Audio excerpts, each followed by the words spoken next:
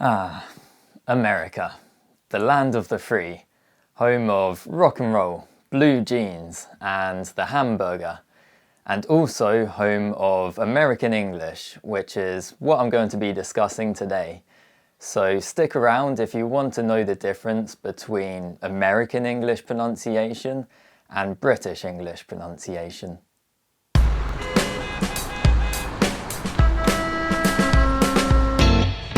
The United States needs no introduction. It's a global superpower whose cultural influence can be felt all over the world, and most of us watch American movies or listen to American music, so you're probably already familiar with American English. But what exactly are its main features, and how does it compare to British English? Let's take a look in a bit more detail.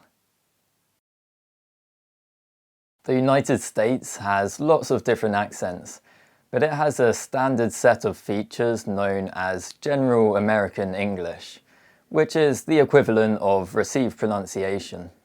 For the sake of simplicity, I'll refer to these standards as British and American English in this video. One of the most obvious differences between British and American English is rhoticity. American English is rhotic, which means the letter R is always pronounced, whereas British English is non-rhotic, which means the letter R is only pronounced when it appears before a vowel sound. This rhoticity has produced R-coloured vowels in American English, which means the central and sounds combine with the sound to produce vowels with a slightly different quality. Furthermore, vowel length is non-phonemic in American English, which means the length of vowels is inconsistent, but generally shorter before unvoiced consonants. So a phrase like work harder in American English is likely to be pronounced work harder. There is no trap bath split in American English, which means the letter A produces the A sound before these sound combinations.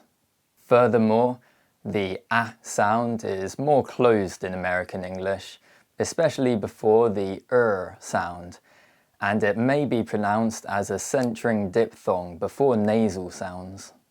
So a phrase like, I can't marry Alice, in American English is likely to be pronounced, I can't marry Alice.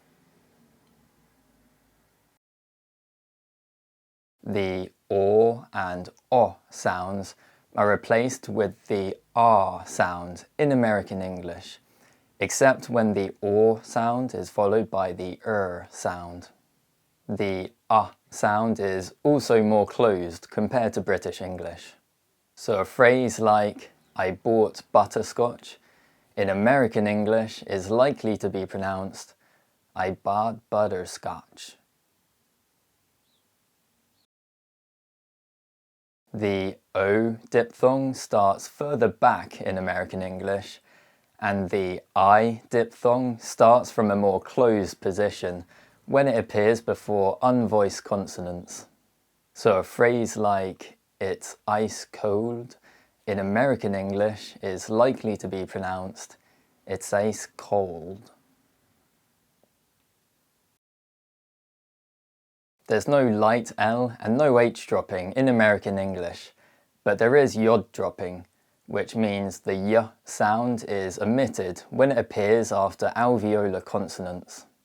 The t and d sounds are realized as voice taps between vowels when followed by an unstressed syllable, and the t sound is also frequently glottalized. So a phrase like, he had better leave at midnight on Tuesday, in American English is likely to be pronounced, he had better leave at midnight on Tuesday. The pronunciation of many words differs only by word stress. This is most noticeable in French loanwords, which are usually stressed on the final syllable in American English, but the first syllable in British English. So words like ballet, massage, plateau, salon, and vaccine in American English are likely to be pronounced ballet, massage, plateau, salon, and vaccine. Many other words differ only by the pronunciation of their affix. This is most noticeable in suffixes ending in y, which are usually reduced in British English, but contain a full vowel in American English.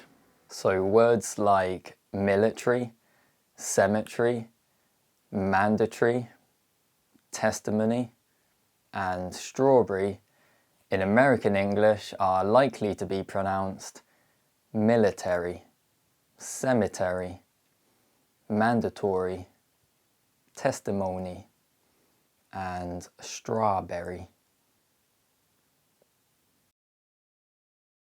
Finally, the rhythm of American English may appear slower than British English as a result of the lengthening of vowel sounds in stressed syllables.